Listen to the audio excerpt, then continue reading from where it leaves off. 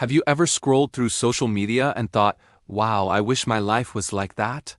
Or maybe you've seen a friend succeed and felt a little pang of jealousy?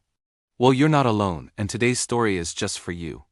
In a small village, nestled beside a beautiful forest, lived a kind and hard-working boy named Ethan. But Ethan had a habit that cast a shadow over his life. He couldn't stop comparing himself to others. When his friend Liam aced every test, Ethan would sigh, I wish I were that smart. When he saw his neighbor Ryan's wealthy family, he'd think, if only I had money like him. Even watching someone run fast made him wonder, why can't I be that quick? These thoughts spiraled, making Ethan more and more unhappy.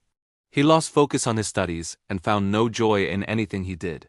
His mind was a broken record, constantly playing the same sad song, I'll never be as good as them. He felt stuck, believing he was destined to always fall short. One sunny afternoon, a wise old man known as Grandpa Joe visited the village.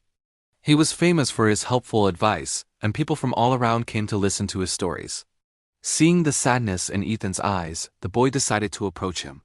Grandpa, Ethan began, his voice trembling slightly, I try so hard, but whenever I see someone doing better than me, I feel awful. It's like I'm not good enough and I never will be.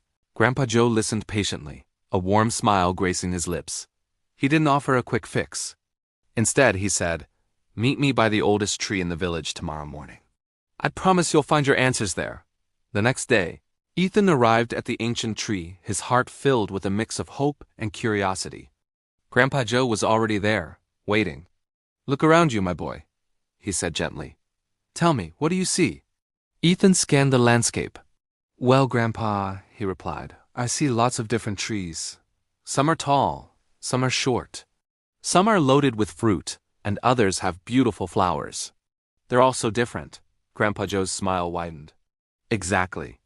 Now, imagine if this sturdy oak tree looked at the delicate cherry blossom and said, why don't I have pretty pink flowers?